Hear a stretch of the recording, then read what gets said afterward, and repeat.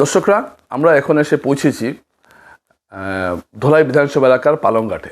এখানে আমরা এসেছি বিজেপি টিকিটের দাবিদার বা প্রত্যাশী, আমরা বলতে পারি প্রত্যাশী মিহিরকান্তি রায়ের বাড়িতে। মিহিরকান্তি রায় এখানকার জেলা পরিষদ সদস্য, এবার তিনি বিধানসভার টিকিট চেয়েছেন। তো আমরা আগেও খুল্লম খোলাতে দেখিয়েছি যে কিভাবে কেন তিনি টিকিট দাবি করেছেন। তো আজকে একটু পরিস্থিতিটা একটু ভিন্ন, কারণ যত দিন যাচ্ছে এই আসনে স্থানীয় বনাম বহিরাগত লড়াইটা সাংঘাতিকভাবে সামনে আসছে এবং এই সম্পর্কে আমরা তার মতামত জানতে চাইব। তো প্রথমেই আপনার কাছে প্রশ্ন যে আপনি যে টিকিটের দাবি জানাচ্ছেন, আপনারা স্থানীয় বহিরাগত ইস্যুটাকে এত বেশি করে কেন সামনে আনছেন? নমস্কার। স্থানীয় বহিরাগত আমার মনে হয় এটা আমি না দেওয়াটা ভালো, কারণ এটা পাবলিকে দিচ্ছে, পাবলিকের মতামত এটা, আর পাবলিক দিলে এটা বেটার হবে। কারণ আমি একজন দাবিদার, আর আমার মুখ থেকে এটা না দেওয়াটাই ভালো। আচ্ছা, আরেকটা প্রশ্ন আমি আপনাকে করছি যে আপনি যে টিকিটের দাবি জানাচ্ছেন, আপনার দাবি জানানোর পেছনে আপনার যুক্তি কারণটা? দেখেন, আগে একদিন বলেছিলাম, আপনি ছিলেন বোধহয়, যে জেলা পরিষদে আমি খাড়া হয়েছি। জেলা পরিষদ আমার পাবলিকে ভোট দিয়ে, অসংখ্য ভোট দিয়ে আমাকে জয়যুক্ত করেছে। আর সবাই দাবি, মানে অনেক অনেক দাবি আছে সবার। সেই দাবির মতো আমি দেখেছি কোনো কিছু জেলা পরিষদে যেটা ফান্ড আসছে বা আসবে, এখন পর্যন্ত আসে নাই কোনো ফান্ড। জাস্ট 15 ফান্ড আছে, যার ছোটো মোটো একটু বোধহয় লামসাম একটা আসবে শুনছি এর মধ্যে ছোটো মোটোতে। এই টাকা দিয়ে কোনো কিছু এক জিবি কভার করা যাবে না, একটা জিবি কভার করা যাবে না। আর আগামীতে যেগুলো আসবে ফান্ড, আমি শুনেছি ওরা বলছে কোনো কিছু হবে না, হয়তো এক এক জিবিতে এক একটা হবে বা দুইটা হবে, দুইটা তো হবেই না জানি যেটা। যার জন্য আমি পাবলিকের মনটা সন্তুষ্ট করতে পারবো না, তাই আমিও নিজে ডিসিশন নিচ্ছি পাবলিকের প্রেসারে যে আপনার মতো মানুষ একজন এমএলএ দরকার আমাদের লোকাল থেকে। তাই আমি সবাই মতামত নিয়ে আর পাবলিকের প্রেসারে আর আজকে আমি এই দাবিটা জানিয়েছি। আচ্ছা, আপনি দেখলাম যে অনেক জনসংযোগ করছেন, বিভিন্ন জায়গায় যাচ্ছেন, অনেকের সঙ্গে কথা বলছেন, তো আপনি সাড়া কেমন পাচ্ছেন? অনেক সাড়া পাচ্ছি, ওরা অনেক সাহস দিচ্ছে আর অনেক সহযোগিতা করছে যে আপনি আগে বাড়িয়ে যান, আমরা আপনার সাথে আছি। আর সাথে আছে ওরা, আগেও ছিল, এখনো আছে, আগামীতে থাকবে, এই আশ্বাস নিয়ে আমি আগে থেকে বাড়ছি। আচ্ছা, গত 12 জানুয়ারি আপনারা যে মিছিলটা করলেন এবং সেই মিছিলে যে আপনারা আওয়াজগুলো তুললেন বা বিভিন্ন মানুষ যে একটা আওয়াজ তুললেন যে স্থানীয় প্রার্থী দিতে হবে, এইসব বিষয়, এবং আরও একটা বিষয় লক্ষ্য করলাম যে যেটা আপনারা বলতে চাইছেন, যে সেটা হলো যে আমি দেখলাম অমিকান্তি দাস তিনিও বলেছেন যে কাঠিগড়ায় যে, মাফ করবেন, ধরাই অনেক যোগ্য প্রার্থী আছেন, তাহলে কেন বাইরে থেকে আনা হতো। এই বিষয়টাকে আপনি কিভাবে দেখছেন? ঠিক, একদম রাইট। মানে এইটা কথাটা যে দোলাইতে স্থানীয় যখন প্রার্থী এত কোয়ালিফিকেশনে আছে হাই, খালি দেখেন এইটাতে ওই এমএলএ ক্যান্ডিডেট খালি কোয়ালিফিকেশন থাকলে হবে না, দিমাগ লাগবে, দিমাগের দরকার, কোয়ালিফিকেশন দরকার। কোনো সময় ধরেন আমরা তো আরও দেখছি যে অনেক কোয়ালিফিকেশন থাকলেই মানে দিমাগ কম থাকে, অনেক মানুষের, সবাই নয়, আমি দেখেছি। আর যার জন্য নিতে মানে দিমাগের দরকার, একটা সমষ্টি চালাতে গিয়ে একটা মাইন্ডের দরকার, মাইন্ডটা কীভাবে পরিচালনা করতে লাগে, এটাই।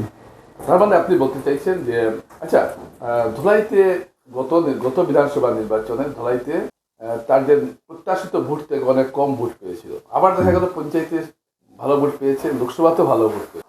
ধুলাইতে আপনারা যে একটা 12 তারিখ যে একটা মিছিল করেছিলেন, যদিও সেই মিছিলটা যুব দিবসের মিছিল ছিল, কিন্তু এই মিছিল থেকে একটা বার্তা দেওয়া হয়েছিল যে আপনারা যারা যারা আছেন ধুলাইতে, আপনারা কেউই বাইরের কোনো প্রার্থী চাইছেন না। তো এই অবস্থায় কি আপনারা এখনো আছেন? হ্যাঁ, এখনো চলে থাকবে। এখানে আমাদের স্থানীয়তে অনেক কোয়ালিফাইড আছে, আর শুধু কোয়ালিফাইড দেখলে হবে না, দিমাগ দেখতে লাগে, যাহাতে একটা কনস্টিটিউশন মানে চালাতে লাগে উপযোগী, মানে যার হয় উপযোগী মানুষ, অনেক উপযোগী মানুষ আছে, স্থানীয় মানুষ। এই জন্য আমরা এই দাবিটা চালিয়েছিলাম। আচ্ছা, আপনারা যে কথাগুলো বলছেন, এই যে গত নির্বাচনে আমরা দেখলাম যে উপনির্বাচনে বিজেপি অনেক কম ভোট পেয়েছে, আবার দেখলাম লোকসভায় ভালো ভোট পেয়েছে এবং পঞ্চায়েত নির্বাচনে ভালো ভোট পেয়েছে। তো এবারেও কি এটা কি এই এই যে ঘটনাটা কি প্রার্থী নির্বাচনের জন্য হয়েছিল? এটা তো সম্ভব, এটাই অনেক দেখেন, এইটা হচ্ছে প্রার্থীর উপরে এই জন্য আমরা মানে লোকাল আওয়াজটা উঠিয়েছিলাম প্রার্থীর উপরে। যেমন আমরা যে দাস হোক, যে সিটটা দেখেন মানে এসসি সিট, আর লোকাল যেই হোক এখান থেকে, যখন জেনারেল তো কেউ খাড়া হতে পারবে না, জেনারেল যদি কেউ খাড়া হতো অনেক ভোট পেতো লোকাল থেকে, জেনারেল তো নেই, এসসি রিজার্ভ সিট, আর এসসির মধ্যে রায় সম্প্রদায় বেশি, যার ধরুন এইটার একটা মানে অনেক প্রতাপ আছে। আপনি কোন সম্প্রদায়? রায় সম্প্রদায়। আচ্ছা, ধরাইতে যদি আমি ভোটের দর্শক ধরাইতে যদি আমরা ভোটের হিসাবটা করতে যাই, তাহলে কিন্তু এই জনগোষ্ঠী কিন্তু অনেক ভোট রয়েছে এবং এই জনগোষ্ঠীর মধ্য থেকে গিরিন্দ্র মল্লিক কংগ্রেসের এখানে এমএলএ হয়েছিলেন, বিধায়ক হয়েছিলেন, অর্থাৎ এই সম্প্রদায় থেকে বিধায়ক হওয়ার কিন্তু রেকর্ড আছে। এখানে আরেকটা বড় সম্প্রদায় রয়েছে পাটনি সম্প্রদায়, এবং ধুলাইয়ের যে নির্বাচনী যে জনবিন্যাসটা এই দুই সম্প্রদায়ের উপর অনেকটাই নির্ভর করে। তাই এই জায়গায় দাঁড়িয়ে আপনি যদিও আপনি সব সম্প্রদায়ের কাছে যাচ্ছি, দলাই সমষ্টির কোনায় কোনায় আমরা ঘুরছি, জঙ্গল আমরা তো অনেক জায়গায় হয়তো চিনতাম না আগে, কিন্তু খুঁজে বের করছি অনেক জায়গায়। মানে আমার মনে হয় দলাই সমষ্টিতে কোনো জায়গা বাকি নেই যা আমি যাই নাই, সব দিকে আমি গিয়েছি, তদন্ত করেছি, দেখেছি লোক কীভাবে আছে, কোনো কষ্টতে আছে না, সুবিধা অসুবিধা সবগুলো দেখেছি। আচ্ছা, পরিমল শুক্লবৈদ্যর সঙ্গে কি আপনার এই বিষয়ে কথা হয়েছে, আপনার প্রার্থিত্বের বিষয়ে বা হয়েছে? সবাই তিনি আপনার কি বলেছেন? পরিমল দার সাথে আলাপ হয়েছে, কৌশিকদের এইখানে গিয়েছিলাম, সবার সাথে গিয়েছিলাম। সবাই তো এখন তো খুলুমগুলা তো কেউ বলবে না কাকে দিবে, কাকে নিদিবে, কাকে সহায়তা করবে, ওরা উপযুক্ত মানে প্রার্থী দেখবে। ওই যে উপযুক্ত প্রার্থী যে আপনি দেখছেন, আপনি কি ভাবছেন যে আপনি সেই উপযুক্ত প্রার্থী হতে পারবেন? আমার মনে একটা বিশ্বাস যে আমি যতটুকু করেছি বা আগে সার্ভিস করে আসছি 31 ইয়ার্স অরুণাচল প্রদেশে, সবগুলো আমার কোনো ধরনের কোনো কমপ্লেন নাই। ভলেন্টিয়ার রিটায়ারমেন্ট আসছি, আমাকে ভলেন্টিয়ার রিটায়ারমেন্ট আসতেই দিচ্ছে না, 1 বছর ফাইলটা ঘুরাচ্ছে, মানে আপনি থাকেন এখন পর্যন্ত আমার পোস্টটা ফিল আপ হয় নাই এখন অবধি। মানে আপনি বলছেন যে আপনি কৃতিত্বের সঙ্গে কাজ করেছেন এবং সুতরাং আপনি এই ক্ষেত্রে সফল হবেন এটা ভাবছেন। আচ্ছা, ধুলাইয়ের কোন সমস্যাটাকে আপনি সবচেয়ে বেশি গুরুত্বপূর্ণ বলে মনে করছেন?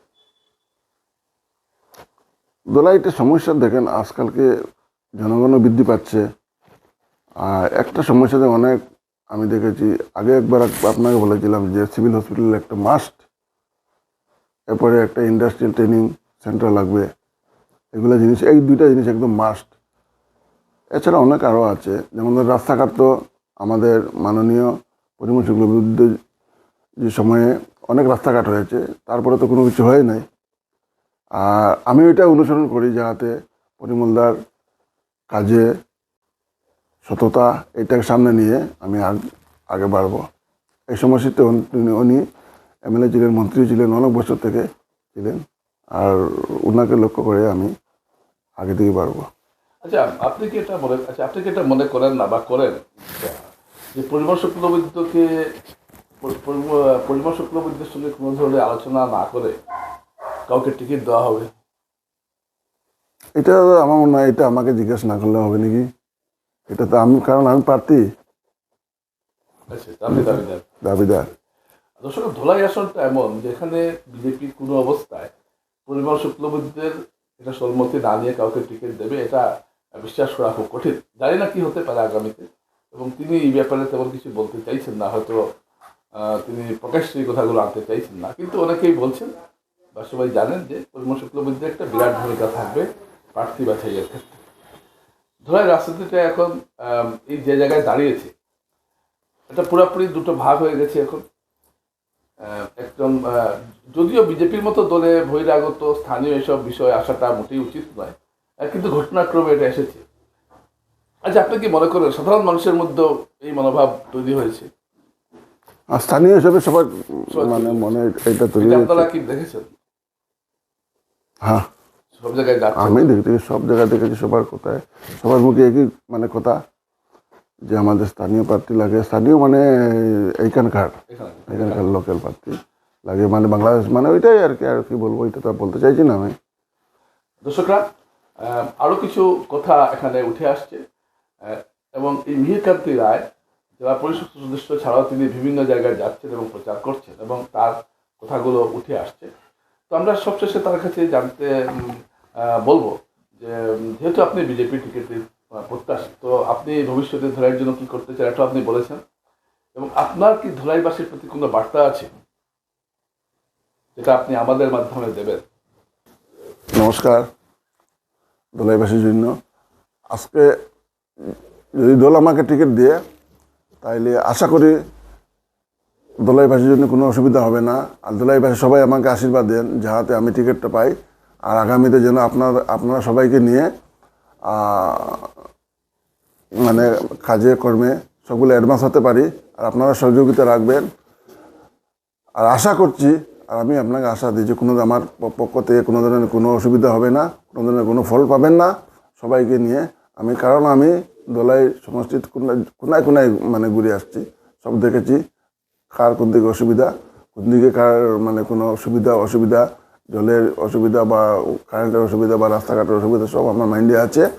আশা করি আপনারা আশীর্বাদ রাখেন, আবার বলছি আপনারা আশীর্বাদ দেন যাহাতে আমি টিকিটটা পাই, আর আগামীতে আপনারা সবাইকে নিয়ে অ্যাডভান্স হতে পারি, কাজে সফল হতে পারি।